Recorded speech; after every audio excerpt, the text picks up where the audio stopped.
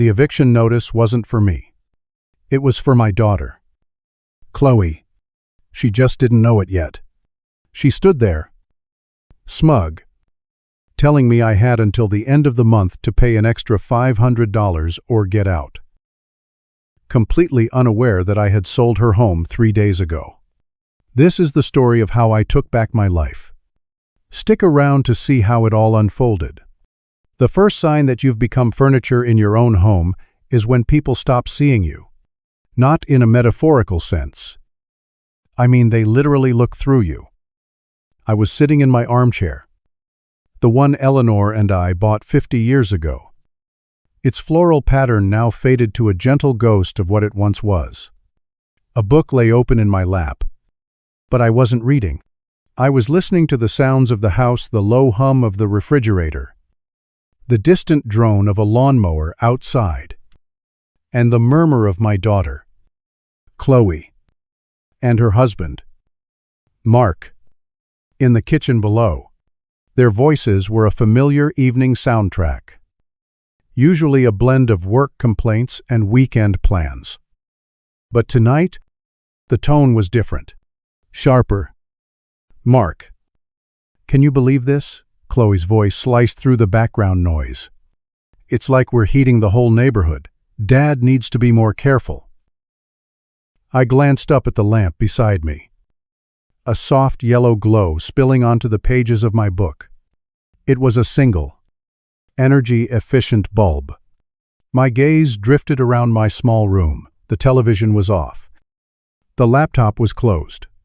This single lamp was my only sin against their sacred utility budget. Without a word, I reached over and clicked it off. The room fell into the gray twilight of the late afternoon. I sat there in the dimness, a man erased by a single complaint. It was in moments like this that my mind drifted back 20 years, to a different life. Eleanor was still with me then. I remember the day I came home with the lottery ticket. My hands shaking so badly, I could barely fit the key in the lock. It wasn't a giant, world-changing jackpot, but it was enough. 1 million, 8 million after taxes. A sum that could either be a foundation or a firestorm. I can still see Eleanor's face in the soft light of our old kitchen, her eyes wide as I laid the ticket on the table between us. "What will we do?" "Roland," she had whispered, her hand covering mine. "First," I said, my voice steady despite the tremor in my soul, "we don't tell the children." She didn't even have to ask why. She knew. Chloe, with her obsession for status and her bottomless list of wants. My son, Leo, with his string of brilliant but failed business ideas, always just one small investment away from success. Giving them that money would have been like handing matches to children in a fireworks factory. So we made a pact. We bought this house, a beautiful 2-story colonial in a quiet Ohio suburb, with cash. We put the rest into a carefully managed portfolio, and we told everyone we were simply renting. It was our secret, a quiet fortress of security we built for our old age. For 20 years, it was our peaceful haven. Then, Eleanor got sick, and after she was gone, the silence in this big house became a physical weight. The secret was no longer a shared joy. It was my solitary burden. The smell of garlic and roasting chicken pulled me back to the present. It was dinner time. I slowly pushed myself out of the armchair, my joints protesting, and made my way downstairs. The table was already set for 3. Chloe placed a bowl of green beans down with a clatter, her movements efficient and devoid of warmth. Mark was scrolling through his phone, a slight frown etched between his brows. I took my seat. "Smells wonderful." "Chloe," I offered. "It's just chicken." "Dad," she replied, not looking up from dishing out the mashed potatoes. I tried again. How was work today? Mark? Fine. He mumbled, his thumb still swiping across the glass screen. The silence that followed was heavy, punctuated only by the scrape of forks on ceramic plates. They ate quickly, mechanically. They weren't angry. Not really. They were just elsewhere. Then, Chloe's face lit up. Oh. Mark. I saw the most amazing tour package for the Amalfi Coast today. All-inclusive. We could do it next fall. After your bonus comes in.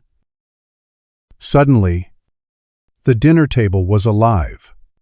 They talked animatedly about Italy, about hotels and sightseeing tours, their voices overlapping with excitement. I sat there, methodically cutting my chicken into smaller and smaller pieces. A spectator at my own family dinner. They weren't trying to exclude me. To exclude someone, you must first acknowledge their presence. I was simply a non-entity, a ghost at the head of the table. After dinner, as I was heading back to my room, a small figure appeared in the hallway. It was my granddaughter, Olivia, at 19.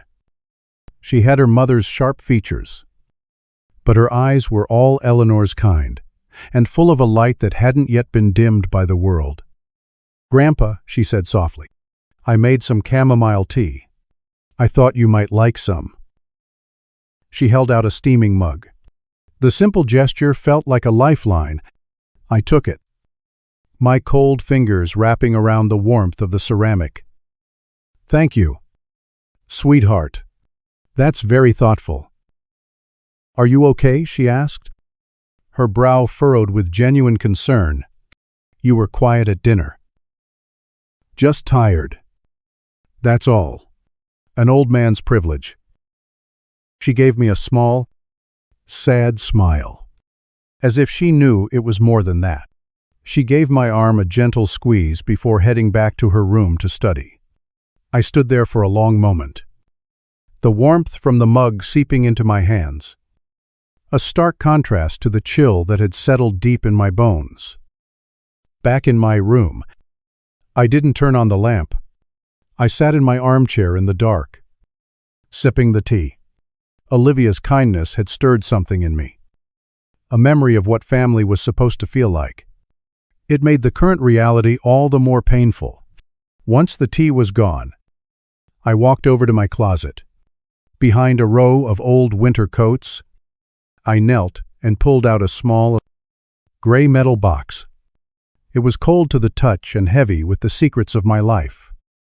The latch squeaked as I opened it. Inside, nestled among old photographs and Eleanor's letters, was a worn manila folder. I didn't need to open it. I knew its contents by heart, the original lottery commission certificate, the deed to this house registered to a trust with my name as the sole trustee, and the quarterly statements from my investment portfolio. I ran my fingers over the crisp edges of the deed. A legal fact, an undeniable truth in a house full of fiction. Only me now. "Eleanor," I whispered into the quiet room. "It's just May." The sharp ring of my cell phone startled me. I fumbled for it on the nightstand, squinting at the caller ID. Leo. My son. A knot formed in my stomach. He only ever called for one reason. "Hello. Leo." "Hey. Dad. Listen. I don't have a lot of time, but I've got this incredible opportunity. It's a tech startup. Ground floor. All I need is about 20 grand to get in on it. This is the one. I can feel it." There was no "how are you?" No small talk. Just the pitch. The same pitch, with different details, that I'd been hearing for 15 years. "Leo," I said, my voice heavy with a weariness that went bone deep. "I don't have that kind of money. You know that." Come on. Dad, don't give me that. You've got your pension, your Social Security. You live practically rent-free with Chloe. You can get a loan. It's an investment. The answer is no. Son. The line went quiet for a second. Then his voice turned venomous. You know, for someone who contributes nothing, you could at least try to be helpful. Unbelievable. He hung up. I slowly placed the phone back down. He was right about one thing. I did live here practically rent-free. After all, it's hard to pay rent to yourself. The $2,000 I transferred to Chloe's account on the first of every month wasn't rent. It was an allowance, a very generous one. A few days passed. The air in the house grew thick with unspoken things. Chloe was planning for Thanksgiving, which was just a few weeks away. Her lists were everywhere. Taped to the fridge. Scribbled on a notepad by the phone. She loved hosting. Loved the image of a perfect family gathering it presented to the world. One evening, she came into my room. She didn't knock. The door just swung open. And she was standing there, holding a tablet. Her face set in a look of grim determination. Dad, we need to talk. I put my book down. What is it? Chloe. She swiped a finger across the screen. I've been running the numbers for Thanksgiving. Between the organic turkey, the decorations, and everything else. It's getting ridiculously expensive. And with property taxes going up again next year, Mark and I are feeling the squeeze. She took a deep breath, puffing herself up for the main event. She looked at me, her gaze direct and devoid of any emotion. It was the look of a manager addressing an underperforming employee. Dad, things are getting expensive. We need you to contribute more. From next month, the rent is $2. Woo-bay. If that's a problem, you have until Thanksgiving to find another place. The words hung in the air between us, ugly and sharp. $500 more. An ultimatum. Pay up or get out of my own house. A strange calm washed over me. The buzzing in my ears faded, and the room came into sharp focus. I saw a fleck of dust dancing in the last ray of sunlight slanting through the window. I saw the faint crack in the ceiling plaster that looked like a map of a river. I saw my daughter's face. Her expression, a mixture of impatience and self-righteousness. Her lips were moving again, probably repeating her demand. But I couldn't hear the words. The sound was gone. All I could feel was the steady, heavy beat of my own heart, and the bite of my fingernails as they pressed into my palm. She must have taken my silence for consent. Or perhaps senility. She gave a curt nod, as if a business transaction had been successfully concluded. Good, she said. I'll remind you, on the first of the month. Then she turned and walked out, closing the door softly behind her. The click of the latch echoed in the sudden, profound silence of the room. I sat there, motionless. For a long time, I looked around at the walls that had held my secrets for 2 decades. At the armchair that still held the faint scent of my wife's perfume. They had forgotten one thing. They had forgotten whose house this truly was. This wasn't her home to demand rent for. This was my home. And her game. Their entire game had just come to an end. Slowly, deliberately, I stood up. I walked over to the nightstand where my phone lay. My fingers were steady as I swiped through my contacts. Past my son. Past my daughter. Until I found a name I had saved years ago. Just in case. A man, a friend, had once called the most discreet and effective realtor in Ohio. My thumb hovered over the name for a second. Then, I pressed the call button. The phone rang 3 times before a calm, professional voice answered. David Chen speaking. There was no preamble, no hesitation in his tone. It was the sound of quiet competence, and it settled something in me. Mr. Chen, I began, my own voice a little rougher than I'd intended. My name is Roland. I was given your number by a mutual friend, Arthur Fleming. He said you might be able to help me with a delicate property matter. Arthur. Of course, he said, a hint of warmth entering his voice. Any friend of his is a friend of mine. How can I help you? Roland. It's a rather unusual situation. I'd prefer to discuss it in person. If you have the time, I can make time. Is tomorrow morning convenient? There's a quiet place, the Daily Grind Cafe on Elm Street. We won't be disturbed there. Say 10 o'clock. 10 o'clock is perfect. Thank you, Mr. Chen. Please, call me David. We hung up. I stood in the semi-darkness of my room, the phone still warm in my hand. The first step had been taken. The machinery was now in motion. There was no turning back.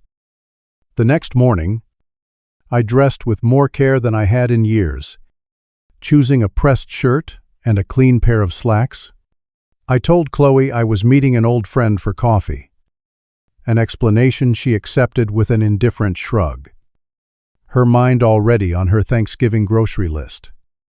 The daily grind was exactly as David had described it, quiet, with the rich aroma of coffee beans hanging in the air. I saw him sitting at a small table in the corner. A man of about 50 with neatly combed black hair, silvering at the temples, and a kind, intelligent face. He stood as I approached, extending a hand. His handshake was firm and brief. Roland, it's a pleasure to meet you, he said, gesturing for me to sit. Can I get you a coffee? Just a black coffee. Thank you, David. Once he returned with our drinks, he got straight to the point, his dark eyes watching me with a patient curiosity. So, you have a delicate matter. I took a deep breath. I want to sell my house.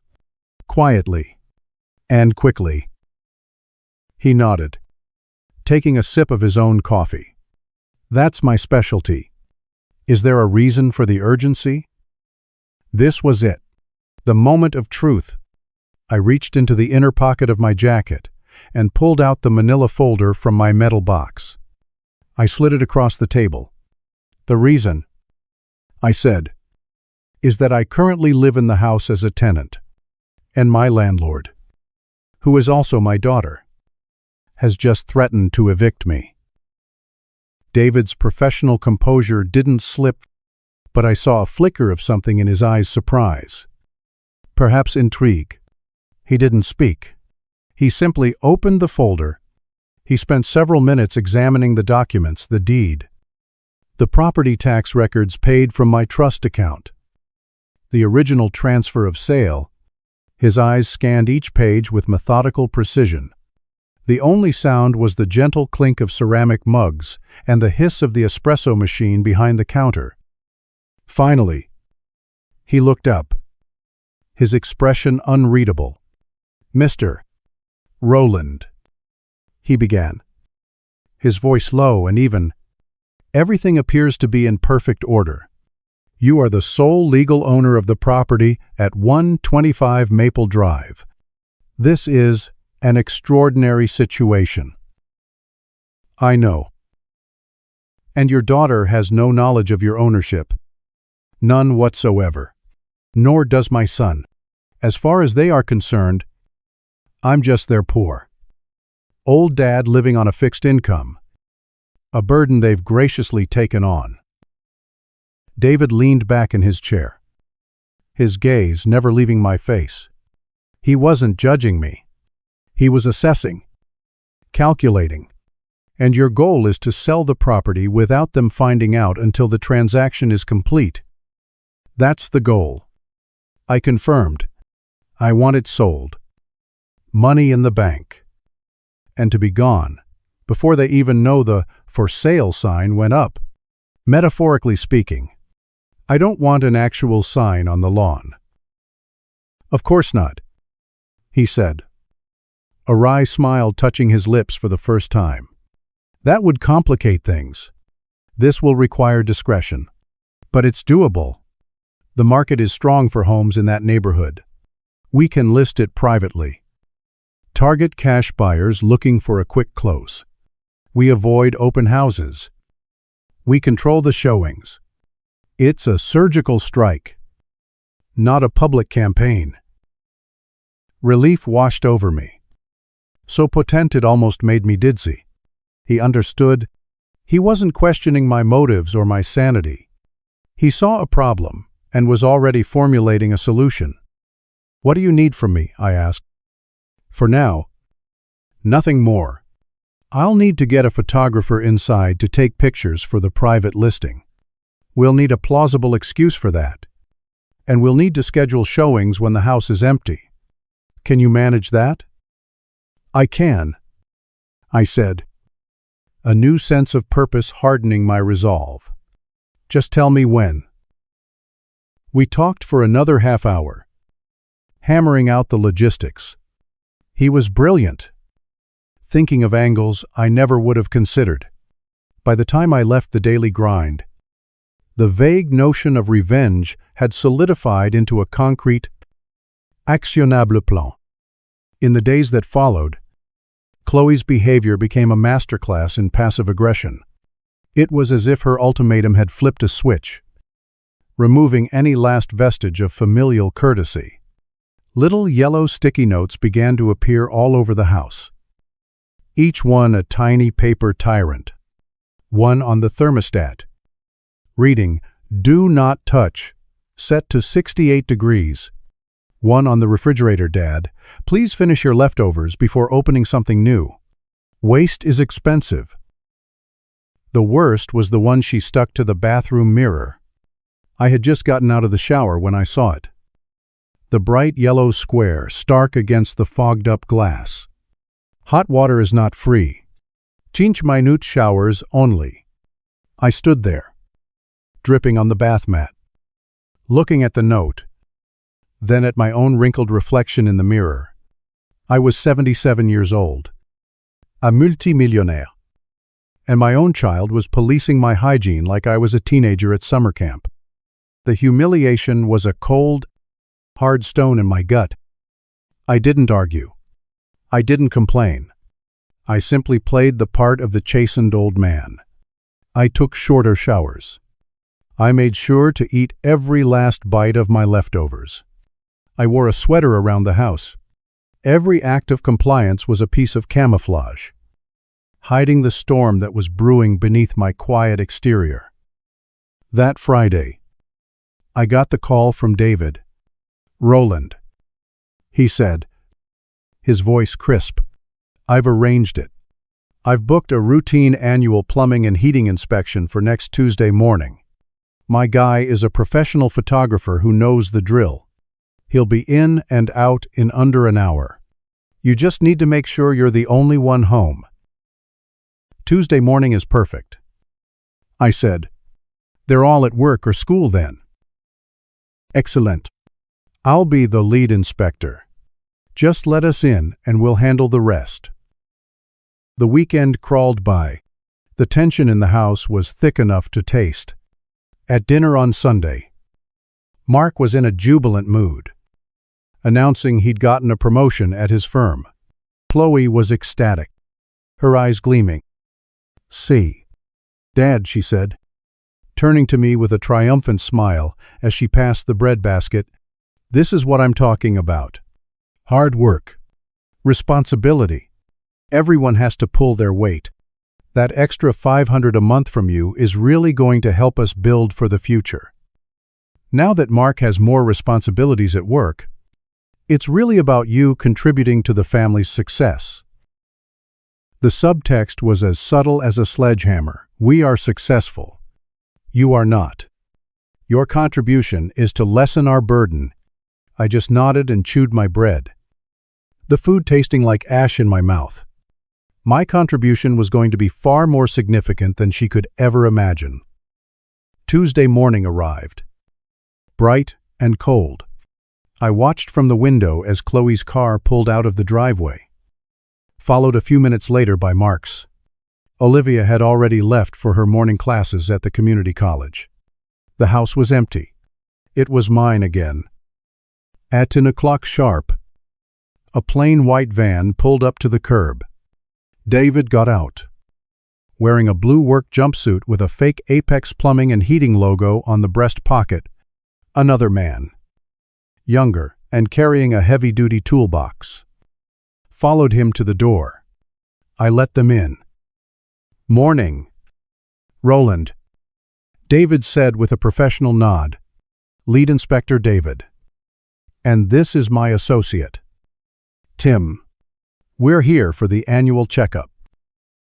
"Right this way," I said, playing along. While I made a show of pointing out the water heater in the basement, Tim opened his toolbox. Inside wasn't a wrench or a pipe cutter, but a high-end digital camera. He worked with incredible speed and silence, moving through the house like a phantom. He captured the clean lines of the kitchen, the warmth of the living room fireplace, the spacious bedrooms upstairs. David kept me occupied, asking me meaningless questions about water pressure and insulation. My heart was pounding the entire time. Every creak of the floorboards from upstairs sounded like an alarm.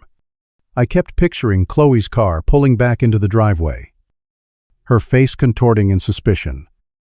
45 minutes later. "It was done. Everything looks good here, sire," David said loudly as they packed up at the front door. "We'll send the report to the insurance company." Once they were gone, I sank into my armchair, my legs feeling weak. The first major hurdle had been cleared. The house was now, secretly, on the market.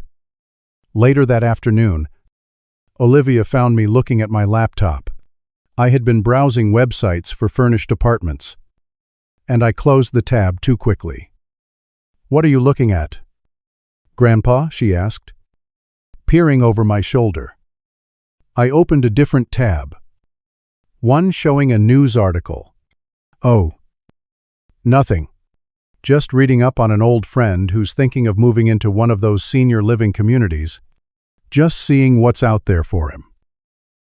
It was a clumsy lie, but she seemed to accept it. A look of worry crossed her face. "You're not thinking of moving. Are you? Mom would be. She wouldn't like that." "No, sweetheart," I said, patting her hand. "I'm not going anywhere." And in that moment, it felt like the cruelest lie of all. That night, sleep wouldn't come. I lay in bed, staring at the ceiling, the shadows of the tree branches outside dancing across it like skeletal fingers. The house was silent, but my mind was a raging storm. Was I doing the right thing, destroying my family over money? Then I thought of Eleanor. I could almost hear her voice, calm and clear as it always was. "You're not destroying it, Roland," she would say. "It's already broken. You're just stopping them from breaking you." 2. I thought of Chloe's cold ultimatum, Leo's entitled demands, Mark's dismissive indifference. They hadn't treated me like a father in years. They had treated me like an asset, and a poorly performing one at that. This wasn't about revenge. It was about reclamation. I was reclaiming my home, my dignity, and the last years of my life. The guilt receded, replaced by a cold, hard certainty. 2 days later. My phone buzzed with a text from David. "Call me when you have a private moment." Urgent. I waited until Chloe and Mark had gone out for their evening walk, then stepped into the backyard and dialed his number. "What is it?" I asked. My voice tight. David's tone was electric with excitement. "Roland. I've never seen anything like it. The private listing went live yesterday. I just got off the phone with an agent representing a doctor and his wife. They're relocating from the city. And they want your house. They've seen the pictures. They know the neighborhood. And they've made an all-cash offer. Full asking price. $860,000. I leaned against the cool brick of the house for support. $860,000. Ling. Cash. Roland. No mortgage approvals. No delays. They're even waiving most inspections because they plan to renovate.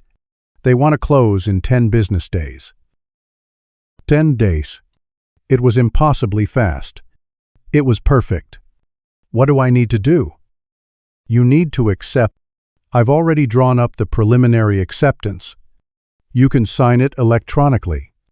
But for the final closing documents, you'll need to come to my lawyer's office. Can you get away tomorrow afternoon? I'll be there, I said, my mind racing.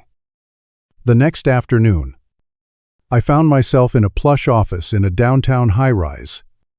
A stack of papers in front of me. David was there, as was a polite, no-nonsense lawyer named Miss Albright. She walked me through every document, every clause, every signature line. It was all happening. The transfer of ownership, the instructions for wiring the funds to a new account I had opened just the day before.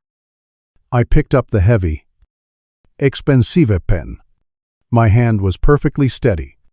I thought of Chloe's smug face, of Leo's angry words, of 20 years of secrets. With a firm, deliberate stroke, I signed my name, Roland. The owner. I pushed the papers back across the polished mahogany table. "It's done," I said. "Miss," Albright smiled. "Congratulations. Mr. Roland. The funds will be transferred upon closing next week. You are now a very wealthy man." I just nodded. I had always been a wealthy man. The only difference was, now I was going to be a free one. I returned home just as Chloe was walking in, her arms full of grocery bags. I helped her carry them into the kitchen. She was buzzing with energy, her mind full of Thanksgiving plans. I picked up the heritage turkey today. "Dad, it was ridiculously expensive. But it'll be worth it. I'm thinking of inviting about 20 people this year. The Martins from next door. Mark's boss. A few of my friends from the book club. This house is perfect for entertaining. Isn't it so spacious? We're so lucky to have all this room." She beamed, looking around the kitchen, at the living room beyond, to her eyes sweeping over the domain she believed was hers. I just smiled. A quiet, secret smile. "Yes, Chloe," I said, my voice soft. It was always a very lucky house. The week that followed was the strangest of my life. I was a spy in my own home. A ghost preparing for his own departure.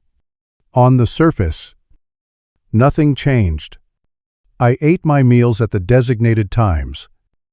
I nodded along to Chloe and Mark's endless chatter about their Thanksgiving guest list, and I endured the constant, low-grade humiliation of the little yellow sticky notes.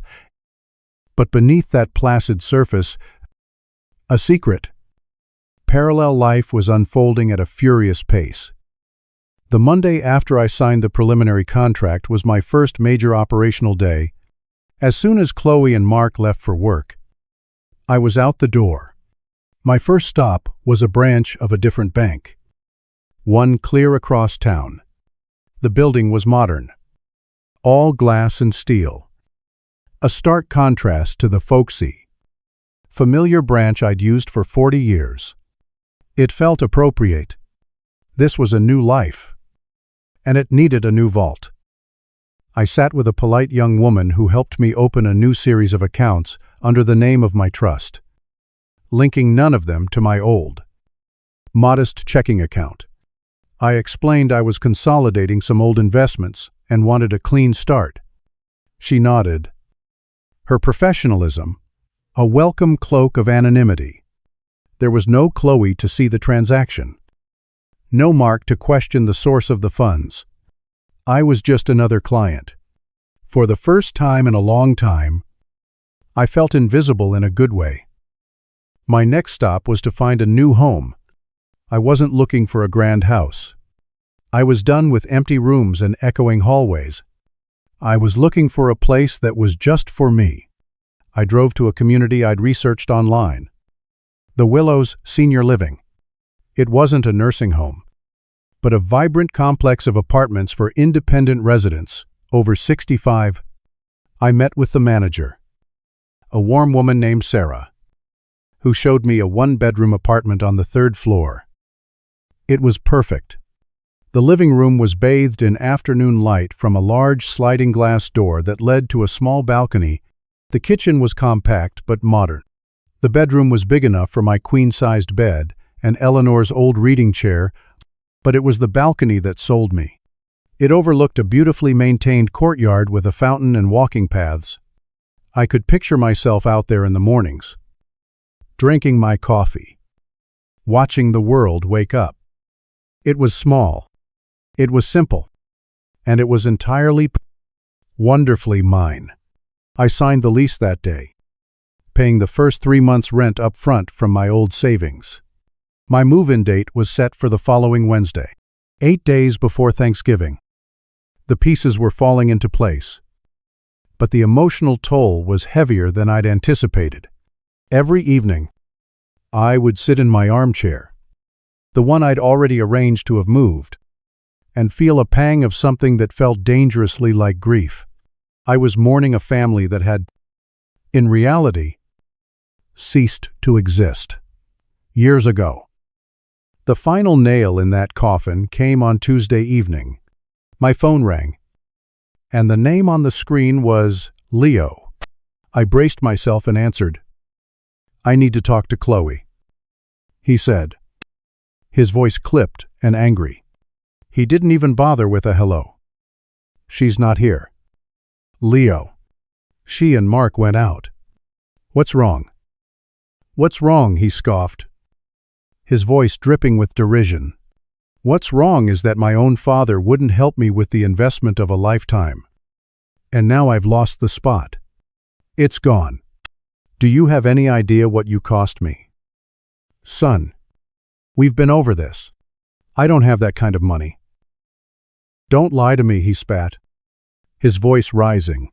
"You're sitting in Chloe's big, fancy house, not paying a dime of real rent, hoarding your pension like a dragon on a pile of gold. You owe me. You've been a dead weight on this family for years. The least you could do is invest in your own son's future." A dead weight. The word struck me with the force of a physical blow. It wasn't just Chloe. It was both of them. This was what they truly thought of me. A parasite. A burden. Any lingering doubt, any whisper of guilt I had about what I was doing, evaporated in the heat of his toxic words. My voice, when I finally spoke, was colder than I had ever heard it. "I don't owe you anything. Leo, not my money, not my respect. Don't call me again." I ended the call before he could respond.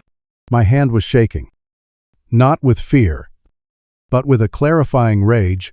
He hadn't just solidified my resolve, he had given me a gift, the gift of a clear conscience. The week wore on. Chloe occasionally eyed me with a flicker of suspicion. My frequent outings, my quietness at dinner. It was a slight deviation from my normal, predictable routine. "You've been getting out a lot lately." "Dad," she commented one afternoon as I came in from a walk. "Everything okay?" "Just stretching my old legs," I said with a placid smile. "Doctor's orders." She seemed to accept it. Her arrogance was my greatest ally. She simply couldn't conceive of a world where she wasn't the one in control, where her quiet, docile father was capable of such a grand deception. On Friday, I received an email from David with the subject line, "Confirmation." I opened it. Attached was a legally certified document confirming that the sale of the property at 125 Maple Drive was complete. The funds, a staggering $860 ling, had been successfully wired and were now sitting securely in my new anonymous bank account. I stared at the number on the screen. At the string of zeros that represented my freedom, it didn't feel real. I closed the laptop, my heart hammering against my ribs. The bomb had been armed. Now all that was left was to get clear of the blast zone. But there was one terrifying, unforeseen complication. That evening, I got a frantic call from David. "Roland, we have a problem," he said, his voice tight with stress. "The buyers, the doctor and his wife, their contractor is in town for one day only. Tomorrow. They are insisting on getting him in to take final measurements for the renovation before they sign off on the last piece of paperwork. It's non-negotiable. Tomorrow, but it's Saturday. Chloe and Mark will be home." "I know. It's a disaster. I tried to put them off. But they're threatening to delay the closing. We can't risk that." My mind raced, scrambling for a solution. It was a high-wire act, and the safety net had just disappeared. Then, an idea sparked, born of years of being underestimated. "David," I said, my voice steady, "tell them their contractor can come. At 2 o'clock. But he's not a contractor." "What are you talking about?" "He's an insurance adjuster. From our homeowner's insurance. He's here to do a final assessment of the plumbing work you did last week. For liability purposes. A new company policy. It's infuriating. But we have to comply." There was a pause on the line, and then I heard David let out a low whistle. "Roland, that's brilliant. It's just crazy enough to work." The next day at lunch, I casually mentioned it to Chloe. "Darn insurance companies." He sighed, shaking my head. "That plumbing company that came by last week. Now the insurance has to send their own guy to double-check the work. Something about new regulations. He's coming at 2. Chloe rolled her eyes, taking the bait completely. "Ugh. What a waste of time. Do we have to be here?" "They said a resident needs to be present. I can handle it. You two just go about your day." At precisely 2 o'clock, the doorbell rang. It was a man in a collared shirt and slacks, holding a clipboard and a large metal measuring tape. He played his part perfectly. Clue let him in, pointed him towards the basement, and then retreated to the living room with a magazine. Completely uninterested, I led the adjuster around the house. He measured walls. He checked outlets. He took notes on his clipboard, all while I kept up a running commentary about leaky faucets and ancient wiring. Mark wandered in at one point, watched for a moment, and then, looking bored, went out to the garage to work on his car. It was the most nerve-wracking hour of my life. I was a tour guide in a live theater performance, and one wrong line could bring the whole production crashing down. But we made it. The contractor left, and my family remained blissfully ignorant. That evening, I knew I had to talk to Olivia one last time. I found her in her room, studying for a midterm. I knocked softly on her open door. "Hey, Grandpa. What's up?" "I just wanted to give you something," I said, stepping inside.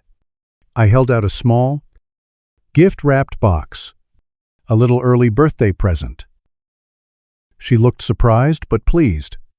"You didn't have to do that." "I wanted to." She carefully unwrapped it. Inside was a simple, elegant silver locket. It was one of Eleanor's. "It was your grandmother's," I said, my voice thick with emotion. "She would have wanted you to have it." Tears welled in her eyes. "It's beautiful." "Thank you, Grandpa. Thank you." She got up and hugged me. A real, heartfelt hug that I held onto for a moment longer than usual. "I'm so proud of the woman you're becoming." "Olivia," I said, pulling back to look her in the eyes. "You have such a good heart. Don't ever let anyone change that. Promise me." "I promise," she whispered, looking a little confused by my intensity. "I love you, Grandpa." "I love you too, sweetheart. More than you know." It was my goodbye. A final, secret farewell to the only part of this family that wasn't broken. The following Wednesday was D-Day. The closing was officially complete. The house no longer belonged to me. The timing was perfect. At 9 a.m. with Chloe, Mark, and Olivia all gone for the day. A discreet, unmarked moving truck pulled into the driveway. The two men who got out were professional and efficient. I had already packed my personal belongings into boxes. They worked in near silence, moving with a swift, practiced grace. They took my bed, my dresser, my clothes. They carefully wrapped Eleanor's armchair and my father's old writing desk.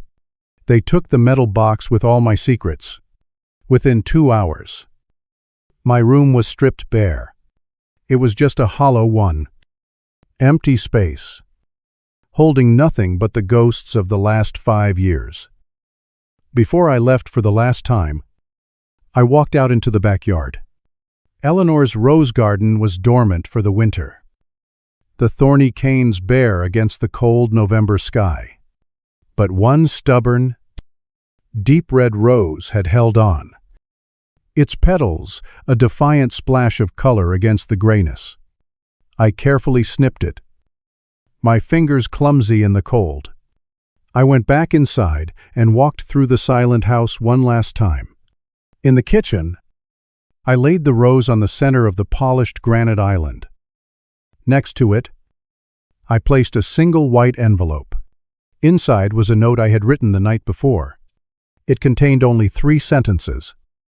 "Dear Chloe and Mark, I have moved out. Good luck with your future endeavors. Dad."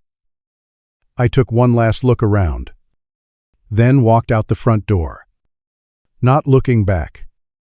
An hour later, I was standing on the balcony of my new apartment. The moving truck was gone. My few precious belongings arranged neatly inside. The air was crisp and clean. I pulled out my phone and dialed David. "It's done," I said, my voice quiet but clear. "I'm out." "Excellent, Roland," he replied. "The timing is perfect. The lawyer for the new owners has been informed. The official notice is on its way." I thanked him again and ended the call. I stood there on the balcony. Looking out over the peaceful courtyard, I could hear the gentle splash of the fountain below and the laughter of a couple walking along the path. It was a sound I hadn't heard in years, the sound of peace. And somewhere, across town, a mail truck was making its rounds. In a bag full of bills and junk mail sat another white envelope. This one wasn't a friendly note. It was a legal document, addressed not to a person, but to current occupants. And inside, printed in stark, black letters, were the words that would bring my daughter's carefully constructed world crashing down around her. The words, "Notice to vacate." Thanksgiving was just over a week away. This year, they would have a very special reason to be thankful. They just didn't know it yet. For the first few hours in my new apartment, the silence was the loudest thing I'd ever heard.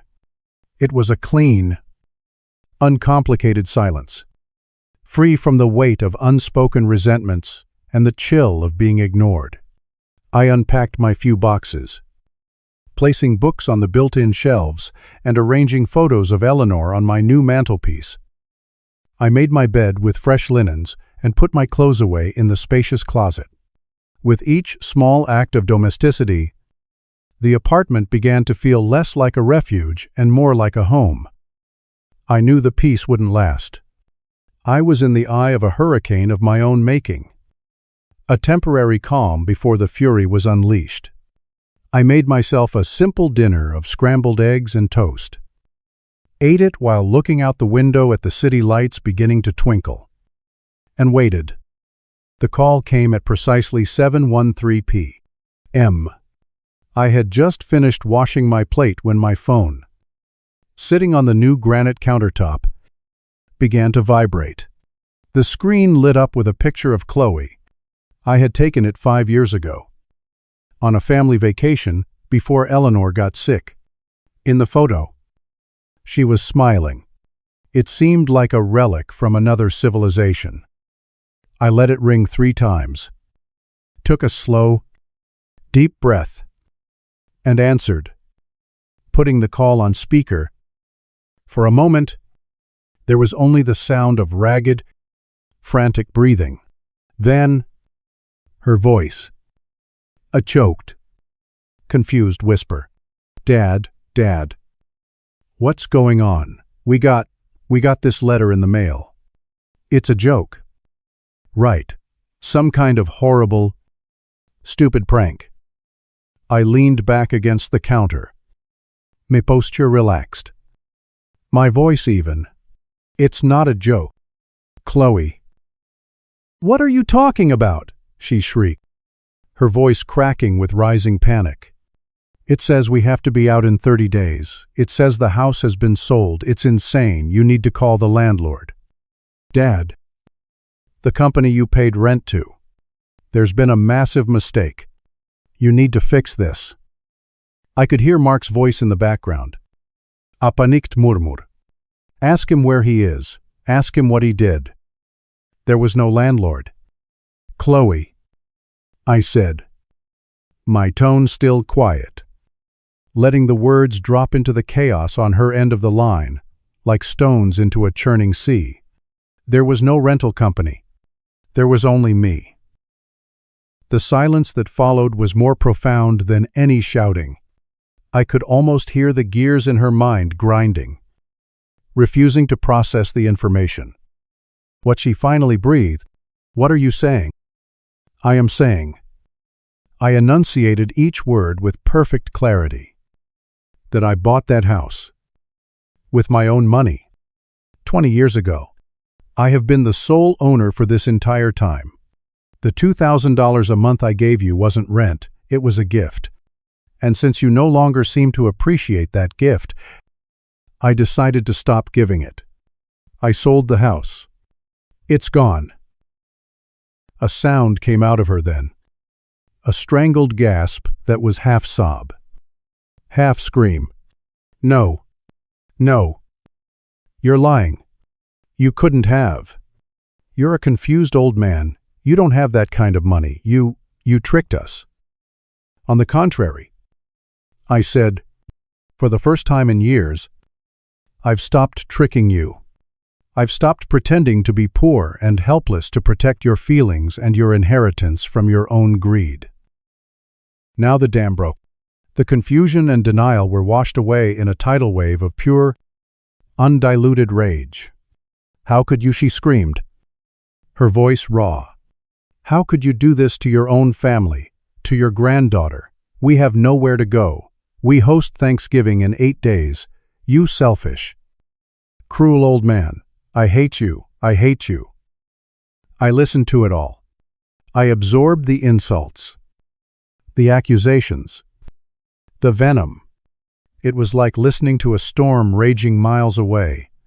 The noise was loud, but it couldn't touch me. When she finally paused to take a shuddering breath, I spoke one last time. "It seems you have a lot to sort out. Chloe, the new owners are very nice people. A doctor and his wife. I'm sure their lawyer can answer any questions you have about the 30-day notice. Goodbye." I ended the call. I stood there for a long moment, the silence of the apartment rushing back in to fill the void. My heart was beating steadily. My hands were not shaking. I had just detonated a bomb in the center of my family. And the only thing I felt was a profound, unshakable calm. My phone rang again almost immediately. This time, the caller ID read Leo. I answered without hesitation. "What the hell did you do?" he barked. "No preamble. No greeting. Chloe just called me," screaming her head off. "You sold the house. Our house. It was never your house." "Leo," I said, my voice tired. "Don't give me that crap," he shouted. "That was our inheritance. How much did you get for it? Where's the money? You can't just keep it all. You know, I'm your son. I have a right to a share of that." There it was. Not concern for his sister. Not a question about my well-being. Just a raw, desperate grab for the cash. He had proven my point more eloquently than I ever could. "The money is mine, Leo," I said, the words as final as a closing door. "And as for your rights, you have the right to build your own life, just like I did. I suggest you start now." "You can't do this," he roared. I'll sue you. I'll get a lawyer. I'll tell a judge you're incompetent. You're senile." "Go ahead," I said, and for the first time, a small, sad smile touched my lips. "My lawyer's name is Miss Albright. She's very good. I'm sure she'd be happy to take your call." I hung up on him. I turned the phone off and placed it face down on the counter. The lines of communication were now closed. The last ties had been severed. I walked out onto my small balcony. The November air was cold and sharp, and I breathed it in deeply. The city spread out before me, a tapestry of glittering lights under a dark, velvet sky. For years, I had felt like I was suffocating, trapped in a role I had created for myself, shrinking smaller and smaller to fit into the box my children had built for me. Now, standing here under the vast, open sky, I felt my lungs expand. The tightness in my chest, a constant companion for as long as I could remember, was gone. A single tear traced a cold path down my cheek. But it wasn't a tear of sadness. It was a tear of release. The weight of the secret, the burden of their expectations, the slow burning shame of my own complicity, it all just lifted. It floated away into the cold night air, leaving me feeling lighter than I had in a decade. I was free. In the weeks that followed, I began to build a new life, piece by piece. The process was a quiet joy. I bought a new wardrobe, not of sensible, drab clothes, but of things I actually liked: a soft cashmere sweater, a well-tailored sports coat, comfortable shoes that didn't look like they belonged to an old man. I went to the grocery store and filled my cart with anything I wanted: without calculating the cost or worrying about waste. I bought fresh salmon, expensive cheeses, and a bottle of ridiculously overpriced olive oil, just because I could. I joined the chess club at the Willows Community Center. I started taking long walks along the river path every morning.